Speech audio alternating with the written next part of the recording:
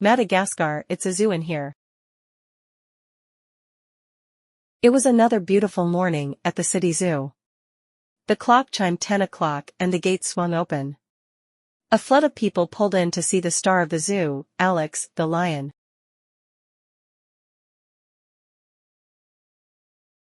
Alex couldn't wait to perform for the people. "Let's go," he yelled to the other animals. "It's show time."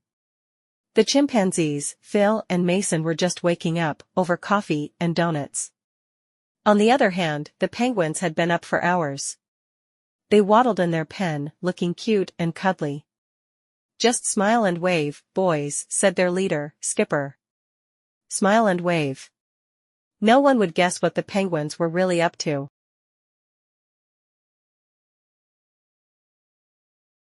"We are open," Alex yelled to his three best friends. It's another fabulous day. Marty, the zebra, began to stretch and warm up. "Going to try something new today," he declared. "Going to keep it fresh." Gloria, the hippo, slowly emerged from her pool and looked at Alex. "I need 10 more minutes to sleep," she said groggily and sank back down. Melman, the giraffe, poked his head out of his shed. "I'm calling in sick," he announced.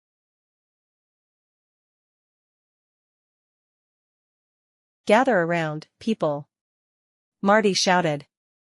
Big zebra show about to start. Marty danced around his pen and squirted water out of his mouth. Children giggled loudly as he shoved one hoof under his arm and made rude armpit noises. Marty laughed. "You won't see that on television." Alex's act was as spectacular as ever. Confetti floated down and fireworks boomed as he prowled and posed in front of the spectators. He took a deep breath, then let out his famous, thunderous roar. As usual, the crowd went wild.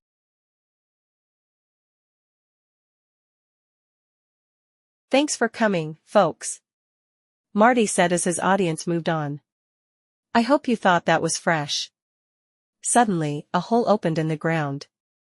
Marty peered closer as 4 penguins poked their heads out. They were surprised to see Marty. "What are you guys doing?" asked Marty. "We are digging to Antarctica," said Skipper. "Antarctica?" asked Marty. "We don't belong here," Skipper explained. "We are going to the wide open spaces of Antarctica." "To the wild," Marty's eyes widened.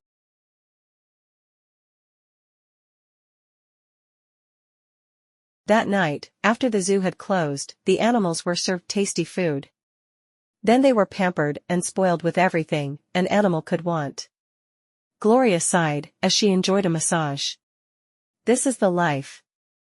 Melvin was offered a wide assortment of vitamins. "I'm in heaven," he moaned. Marty had his hooves polished. And Alex's mane was styled. Then they both settled down to dinner. Marty had Kentucky bluegrass, while Alex had steak.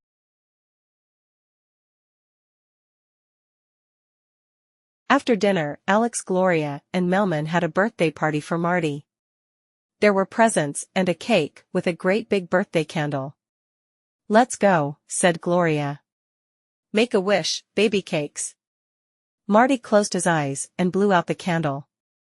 "What did you wish for?" asked Alex. "I wished that I could go to the wild," said Marty. "The wild?" asked Alex. "Are you nuts?" "That's crazy." "The penguins are growing," said Marty. "So why can't I?" "The penguins are psychotic," replied Alex. Marty sighed.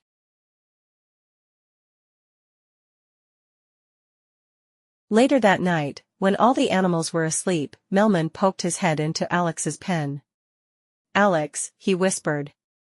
Alex opened his eyes. Embarrassed, he jerked his thumb from his mouth.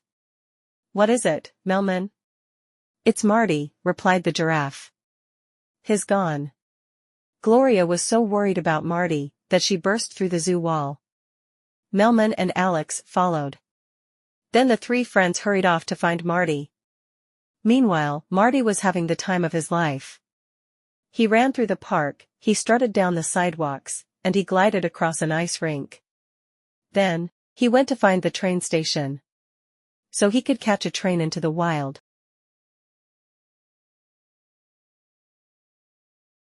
Alex, Gloria, and Melman found Marty at the train station.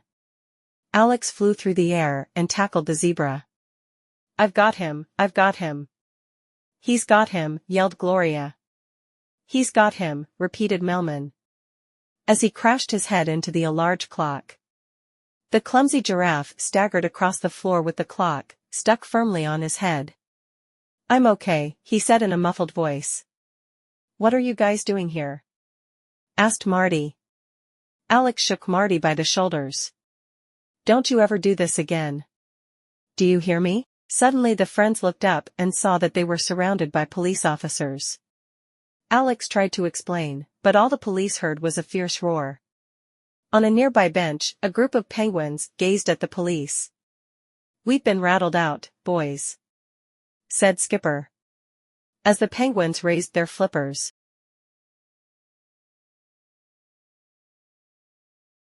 The next morning, the animals awoke to find themselves inside 4 crates aboard a large cargo ship. "What's going on?" asked Gloria. "We are getting transferred," Alex shouted. In another crate, Skipper poked out of an air hole.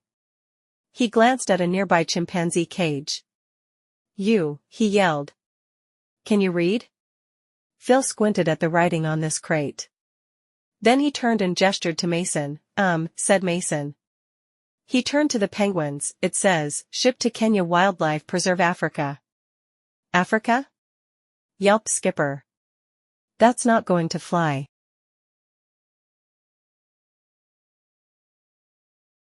Penguin named Rico coughed up a paper clip and carefully picked the lock. The group of birds slipped out of their crate and quietly waddled toward the ship's bridge. Cautiously, they snuck onto the bridge and up behind the ship's captain. Whap! They knocked him out with a well-placed karate chop. "Let's get this tin can turned around," announced Skipper.